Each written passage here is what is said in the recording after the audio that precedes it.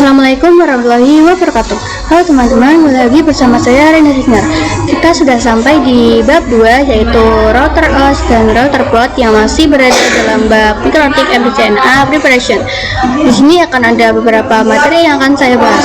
Yang pertama, router OS dan router port. Yang kedua, router OS features. Yang ketiga, name, type, arsitektur router OS. Langsung saja kita ke materi yang pertama. Jadi router OS ini operating system. Yang kedua, sistem operasi yang digunakan perangkat Mikrotik router board. Yang ketiga, dapat diinstal di PC atau sebagai VM. Jadi router installnya di PC karena kita bisa mengcustom RAM, prosesor, dan juga harddisknya. Kalaupun ada masalah seperti tersambar petir dan semua perangkat rusak, kita hanya mengganti launchernya saja. Tetapi berbeda dengan router board, kalau semua perangkat rusak, kita harus mengganti semua komponennya. Dan juga jika ada fitur-fitur bagus, kita bisa menginstalnya di router OS. Lalu yang keempat yaitu standalone operating system berbasis Linux versi 3.3.5 kernel. Jadi Mikrotik ini banyak jenisnya ya teman-teman. Nah, di sini misalnya adalah Mikrotik X86-bit ya teman-teman. Mikrotik X86-bit ini juga memiliki banyak jenis seperti Mikrotik Inara seperti ini. Lalu ada juga Mikrotik Anito. Nah, Mikrotik Anito seperti ini. Lalu ada juga Mikrotik Okma. Nah, Mikrotik Okma seperti ini ya teman-teman. Selanjutnya yaitu router board. Router board ini built-in hardware, yaitu bentuknya itu fisik, ada board, tidak seperti router OS yang berbentuk operating system. Lalu router board ini dibuat untuk menjalankan sistem operasi router OS. Lalu yang ketiga, segala fitur bisa terdapat di satu perangkat ataupun dapat diperuntukkan khusus sesuai kategorinya. Di router board ini mempunyai banyak fitur. Fitur-fiturnya tergabung dalam satu perangkat, yaitu router board, atau bisa terpisah sendiri sesuai dengan fiturnya. Jika fitur terpisah, maka bisa meringankan beban si router board-nya. Berbeda dengan router OS, router board tidak bisa di-custom. RAM dan prosesornya sudah tersetting dari sananya atau dari pabriknya. Lalu yang keempat yaitu tersedia mulai dari low end sampai high end. Lalu materi yang berikutnya yaitu router OS features. Yang pertama, support 802.11 ABGNAC wireless network. Jadi router OS ada yang tanpa kabel dan juga ada yang indoor dan outdoor dengan standarisasi A, B, G, N dan juga AC. Yang indoor ada cap wireless Mikrotik, sedangkan yang outdoor ada dua jenis yaitu point to point atau PTP dan point to multipoint atau MTP. PTP ada beberapa jenis.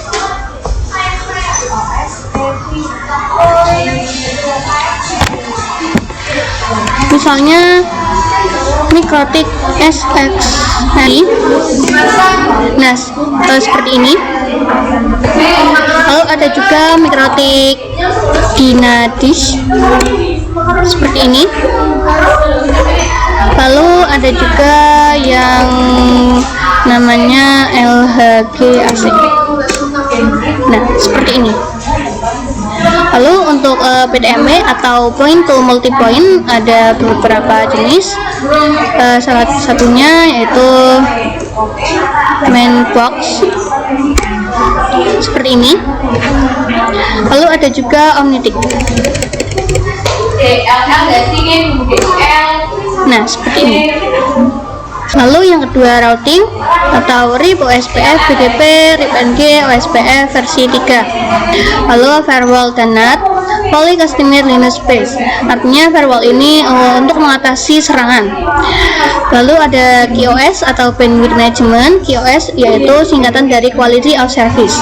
Nah, lalu ada point to point tunneling seperti PPTP, PPPoE, ESTP, dan OpenVPN. Lalu ada juga user management yang di dalamnya ada DHCP, proxy, hotspot atau radius dan lain-lain.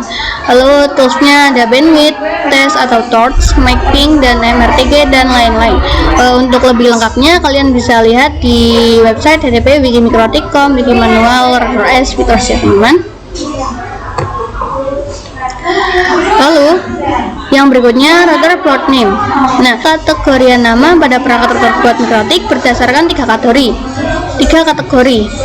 Tiga simbol name, ada RB951, RB yaitu rotherboard, 9-nya merupakan seri atau kelas router, 5 merupakan jumlah port Ethernet, dan 1 merupakan jumlah slot mini PCI atau wireless. Lalu untuk Word, di sini ada Omnitic, Groove, XT, LHG, Dynadisk, Escape, WebHub, dan Hex. Lalu exceptional naming, nama disederhanakan dan disesuaikan dengan tahun pengembangan dan biasanya Ethernetnya lebih dari 9 port. Contohnya di sini ada RB600, 800, 1000, 1100 dan lain-lain. Lalu yang berikutnya rotherboard type. Nah, di sini ada contohnya. Di sini ada RB952UI, 5AC2ND dan juga TC. Jadi di sini RB merupakan rotherboard, 9 merupakan 900 series, 5 yaitu jumlah Ethernetnya, 2 merupakan wireless, UI merupakan fitur boardnya, dan 5AC2ND ini merupakan fitur wireless dan TC-nya jenis casing. Nah, kode lain yang ada pada rotherboard merupakan ini: U untuk support port USB, A untuk memori lebih tinggi dan level lisensi lebih tinggi, H berarti more powerful GPU, G support port gigabit dan lain-lain. Lalu untuk rotherboard arsitektur rotherboard dibedakan berdasarkan jenis dan kinerja prosesor. Software atau OS untuk setiap arsitektur berbeda. Melihat arsitektur lebih lengkap, kalian bisa ke website www.mikrot.com/download ya teman-teman. Nah, untuk type-nya di sini banyak sekali. Misalnya ada SMI-PS yang merupakan jenisnya ada HAP mini, HAP Lite. Untuk tipe TILE ada TCR series dan juga lain-lain ya teman-teman. Sekian materi di bab 2 kali ini. Sampai jumpa di video yang berikutnya. Wassalamualaikum warahmatullahi wabarakatuh.